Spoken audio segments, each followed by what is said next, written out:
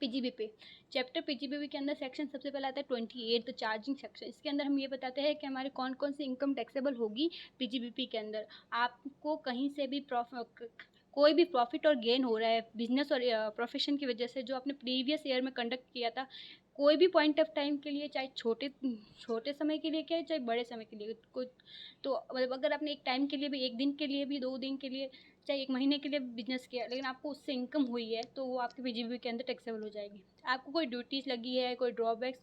कोई ड्यूटीज़ लगी है, कोई कंपनसेशन हुआ है, कोई सब्सिडी मिली है पीजीबीपी के अंदर, वो टैक्सेबल हो जाएगी फॉर बिजनेस पर्पज़। अगर आपने कोई इम्पोर्ट का टाइटलमेंट जो आपके पास होता है, जिसके बेसिस पे आप इम्पोर्ट कर सकते हो चीज़ें, अगर आपने वो सेल कर दिया है, तो वो आपको उसकी जो इनकम होती है वो भी पीजीबीपी के अंदर टैक्सेबल हो जाती है। आप अगर एक पार्टनरशिप फर्म में पार्टनर है और आपको अगर सैलरी मिल रही है, इंटरेस्ट मिल रहा है, अदर कुछ चीज़ें मिल रही है, जैसे कमीशन हो गया, तो ये सारी चीज़ें भी अपने पीजीबीपी में टैक्सेबल होती है। और अगर आपने कोई की मैन इंश्योरेंस पॉलिसी करा रखी है, जैसे कि जो हमारे बिजनेस होते हैं, जो हमारे फर्म्स होती है या फिर कंपनीज होती है, जिसका जो की मैन होता है, जो इम्पोर्टेंट आदमी होता है, जैसे कि अंबानी फैमिली में ये मुकेश अंबानी आई थिंक, तो उनकी जो पॉलिसी करा रखी है, उनकी जो इंश्योरेंस पॉलिसी करा रखी है, उसके बेसिस पे अगर आपको पैसा रिसीव्ड हो रहा है, तो वो भी आपके इधर पीजीबीपी के अंदर टैक्सेबल हो जाता है। आपको कोई गिफ्ट मिल रहा है, कोई गिफ्ट हो गया, कोई बेनिफिट हो गया, बिकॉज ऑफ योर बिजनेस और प्रोफेशन, तो वो सारी चीज़ें आपके पीजीबीपी के अंदर टैक्सेबल हो जाती है।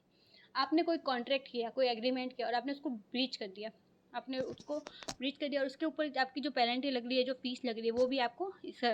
पीजीबीपी के अंदर टैक्सेबल हो जाएगी। ठीक है, अगर आपको कोई ऐसी फीस मिल रही है जिसके लिए आपको बोला जा रहा है कि आपको ये बिज़नेस नहीं करना है, या बिज़नेस करने से या प्रोफेशन करने से रोका जा रहा है, तो वो वाली चीज़ भी आपके पीजीबीपी के अंदर टैक्सेबल हो जाती है। और हाँ, ठीक है। और अगर आप कोई स्टॉक इन ट्रेड आपके बिजनेस का, उसको आप कैपिटल एसेट्स में ट्रांसफ़र कर देते हो,